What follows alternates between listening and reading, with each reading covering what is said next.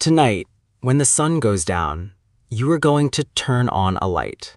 You will not think about it. You will not hesitate. The darkness will arrive, and you will erase it in less than a second, the way you have done every single night of your life. But for 99.9% of human history, that option did not exist. When the sun set, the world went dark, and it stayed dark for up to 16 hours. So here's the question nobody asks. What did your ancestors actually do in all that darkness? What did early humans, people with your exact brain, your exact nervous system, your exact capacity for boredom and fear and imagination, do when the night arrived and did not leave until morning? The answer is not what you think, and it changes everything about how you understand yourself. Start with the basics. Modern humans sleep on average around 7 hours a night. Most people in developed countries go to bed somewhere between 10 and midnight and wake somewhere between 6 and 8. That feels normal because it's all you have ever known. But anthropologist Jerome Siegel spent years studying hunter-gatherer tribes in Tanzania, Namibia, and Bolivia, tribes that live without electricity, without artificial light, without any of the technological scaffolding that shapes your relationship with darkness. What he found shocked the scientific community. These groups did not sleep when darkness fell. They stayed awake, often for hours. They talked, they gathered. The night was not empty, it was full. Siegel's research, published in Current Biology in 2015, revealed that pre-industrial humans typically fell asleep about 3 hours after sunset and woke around sunrise. That left a gap, sometimes a large one, between nightfall and sleep. Darkness came early, humans did not. So what happened in that gap? The first thing you have to understand is fire. Fire changed everything about the human night. Anthropologist Richard Wrangham at Harvard has spent decades arguing that the control of fire was not just a tool for cooking, it was a restructuring of time itself. Fire extended the day. It pushed the boundary of the usable world past sunset. And what early humans did around that fire is one of the most important and overlooked chapters in human history. They talked, not idle small talk, not the half-distracted conversation you have while staring at your phone. According to research by Wiessner, an anthropologist of the University of Utah, the content of nighttime conversation around fire was fundamentally different from daytime talk.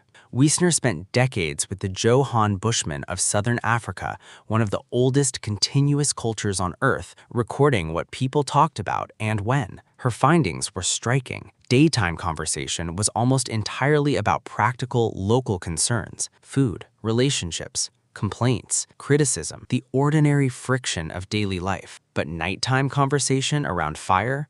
It was almost entirely stories. Stories about distant places, stories about people who were not present, stories about the past, stories about the supernatural, stories about what it means to be human. Nearly 81% of nighttime talk in Wiessner's recordings consisted of narrative, storytelling in its purest form. Think about what that means. For hundreds of thousands of years, your ancestors sat in darkness punctuated only by firelight, and they told each other stories every single night. For hours. You are descended from those people. The instinct you feel to hear a good story, to get lost in a film, to stay up too late finishing a book, to lean in when someone says, "You will not believe what happened." That is not a modern entertainment habit. That is something ancient, something carved into you by 10,000 generations of firelit nights. But storytelling was not the only thing happening in the dark. There was also fear, real, visceral, biological fear. The African savanna at night is not safe. It was not safe for your ancestors either. Lions hunt in darkness. Leopards move silently through the night. The predators that shaped the human nervous system were often most active precisely when the light was gone. And your brain, built by evolution over millions of years, knows this, not as a memory, as a reflex. The threat detection system in your amygdala, the ancient alarm system buried deep in your brain, does not distinguish between your dark hallway at 2 a.m. and the darkness your ancestor crouched in while a lion circled their camp. The system is the same. The hardware has not been updated. When you wake at 3 a.m. and your heart is racing for no clear reason, you are not being irrational. You are running very old software in a new environment. This is why sleep researcher Matthew Walker notes in his work that early human groups almost certainly did not all sleep simultaneously. Keeping someone awake, a watcher, a sentinel, made evolutionary sense. Some individuals in every group were biologically disposed to sleep later or wake earlier. Their job, without ever knowing it was a job, was to guard the night. Your own sleep chronotype, whether you are a natural night owl or an early riser, may be a direct inheritance of that ancient division of labor. The night owls were the watchers. You may be descended from one. Beyond fear and stories, the long darkness served another function that modern life has almost completely erased: rest. Not sleep, rest. This distinction matters more than most people realize.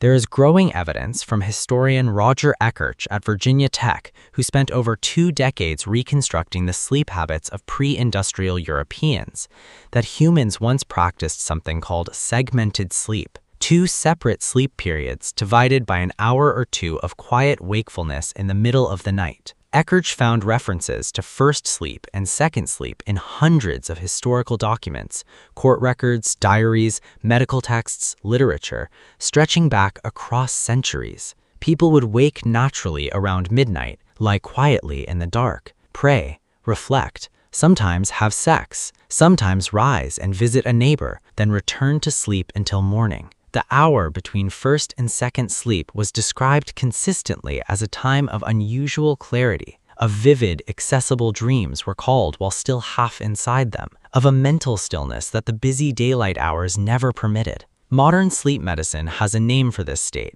hypnocampia, the threshold between sleep and waking. And it turns out this liminal space is neurologically remarkable. The prefrontal cortex, the part of your brain responsible for self-censorship, social performance, and rational editing, goes partially offline. What remains is something rawer, more associative, more honest. Your ancestors had 16 hours of darkness to move through every night. They slept in pieces. They woke and rested and thought in the dark. They told stories. They watched for predators. They prayed. They mourned. They loved. They imagined. The night was not an obstacle. It was a second life. And then, in 1879, Thomas Edison changed everything. The incandescent light bulb did not just illuminate rooms, it restructured the human relationship with time. Gradually, over the following century, the night shrank. Bedtimes pushed later. Wake times stayed roughly fixed. The long middle of the night, that ancient quiet space between first and second sleep, was compressed, then erased entirely. The watcher's vigil was replaced by a thermostat. The firelit circle of storytelling was replaced by a screen. The darkness that once lasted 16 hours now lasts, in the average modern home, roughly 0. And your body is confused. Melatonin, the hormone that signals your brain to prepare for sleep, is suppressed by blue light, the light from your phone, your laptop, your television. Every evening, without knowing it, you are sending your ancient circadian system a signal that it is still the middle of the afternoon. Your body waits for darkness that never fully comes. The result is not just poor sleep. Research from neuroscientist Satchin Panda at the Salk Institute suggests that chronic light exposure at night disrupts not just sleep, but metabolic function, immune response, and mood regulation at a fundamental biological level. You are not just tired, you are running an ancient biological system in conditions it was never designed for. This is what no one tells you about modern life. The problem is not just that you are stressed, or sedentary, or overwhelmed. It is that you have eliminated darkness. You have abolished the night, and the night was doing something important. Think about the last time you sat in genuine darkness, not trying to sleep, just sitting, no screen, no light, no input of any kind. It probably felt uncomfortable, strange, like something was wrong. That feeling is new. That discomfort with darkness, with silence, with unstructured time, with the absence of stimulation is a modern invention. Your ancestors did not feel it. They were built for the dark. They lived inside it, It was where they told their best stories, dreamed their most vivid dreams, and discovered, in the long quiet hours between first sleep and second sleep, what they actually thought when no one was watching. Tonight, when the sun goes down, you are going to turn on a light. But for one moment, just one, you might consider what you are turning off.